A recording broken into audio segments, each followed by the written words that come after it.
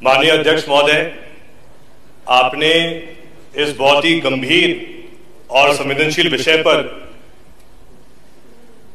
चर्चा करने का मौका दिया है। हम सब आपके आभारी हैं। कल जब स्थगन स्वीकार करने की चर्चा हुई थी तो माननीय संसदीय कार्य मंत्री जी ने फरमाया था कि क्योंकि वैसे ही मामला सब जुडिशियल है और सीबीआई जांच कर रही है तो इस पर चर्चा नहीं होनी चाहिए। लेकिन माननीय अध्यक्ष महोदय, कुछ इस पूरे विषय में कुछ ऐसे बिंदु हैं जो बहुत गंभीर हैं। उनमें से कुछ बिंदुओं का उल्लेख माननीय उप नेता प्रतिपक्ष हेमंत जी ने किया है। आज जो सबसे गंभीर विषय माननीय अध्यक्ष महोदय इस पूरे मामले में है कि जिस सीबीआई की एंटी करप्शन ब्रांच भ्रष्टाचार निरोधक शाखा को पूरा जिम्मेदारी दी गई थी जांच करने के लिए, उसी भ्रष्टाचार निरोधक शाखा का अफसर भ्रष्ट निकला। शायद पहली बार ऐसा हुआ है माननीय अध्यक्ष महोदय पूरे देश में कि जो जांच अधिकारी था वही भ्रष्ट निकला, और आज वो भ्रष्ट अधिकारी और एक इंस्पेक्टर वो भी आज अंदर बंद हैं। उनके साथ लगभग 10 से 12 कॉलेज के संचालक भी आज उन पे गिरफ्तार हैं। उसके साथ साथ जिन राजस्व अधिकारियों को कॉलेज की स्थिति मौके पर जांच करने के लिए भेजा गया था वो भी दोषी पाए गए हैं, उन पर भी कार्रवाई की जा रही है। माननीय अध्यक्ष महोदय, जो इसमें मूल बिंदु है उसके बारे में हेमंत जी ने उल्लेख किया है। किस प्रकार 2021 मई में लगभग 200 कॉलेज को अनुमति दी गई जब माननीय पूर्व मंत्री जी उस समय इस विभाग में थे। लेकिन उसके बाद जो हेमंत जी उल्लेख करते हैं 15 दिसंबर 2022 की पत्र के बारे में, मेरे पास माननीय अध्यक्ष महोदय माननीय मंत्री जी के ऑफिस का वो पत्र मेरे पास है। मैं उसको आपकी अनुमति से पटल पर रखना चाहूंगा मेरे वक्तव्य के बाद।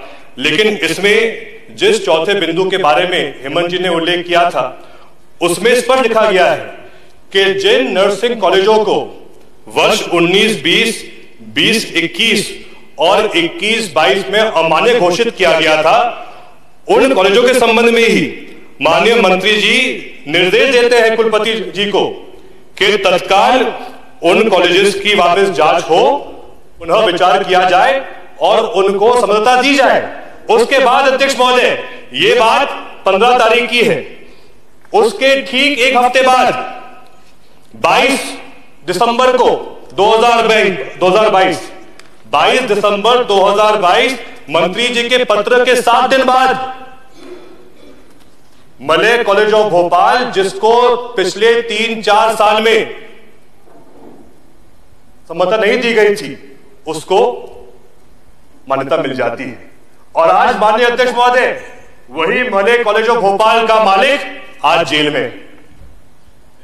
सीधा इस पूरे मामले के द्वारा, इस घटनाक्रम के द्वारा यह साबित होता है कि जो पत्र और जो बैठक मंत्री जी के अध्यक्षता में की गई थी और जहां उन्होंने स्पष्ट निर्देश दिए गए थे कि जो कॉलेज जिनको पहले मान्यता नहीं मिल पाई थी उन पर पुनः विचार किया जाए, एक हफ्ते बाद विचार किया जाता है और वही कॉलेज जो मान्य नहीं होना चाहिए था इनके दबाव में मान्य हो जाता है। और क्योंकि वही मालिक आज जेल में है तो क्या मंत्री जी दोषी नहीं है? इस मामले में दोषी है। और इसलिए हमारी आज मांग है अध्यक्ष महोदय, जब सीबीआई के जांच अफसर ही दोषी पाए गए हैं, पैसा ले रहे हैं, माननीय उच्च न्यायालय कार्रवाई कर रहा है, लेकिन क्योंकि आज जो हमारे चिकित्सा शिक्षा मंत्री हैं, उप मुख्यमंत्री भी हैं, गंभीर भी हैं, विद्वान भी हैं, मैं आपसे यह प्रार्थना करना चाहता हूं, अनुरोध करना चाहता हूं कि आप आज जब उत्तर देंगे तो इस बात को स्पष्ट कीजिए कि जब एक मंत्री के कहने पर ही समझौता दी गई थी और वही कॉलेज भ्रष्ट निकला तो क्या मंत्री दोषी नहीं है?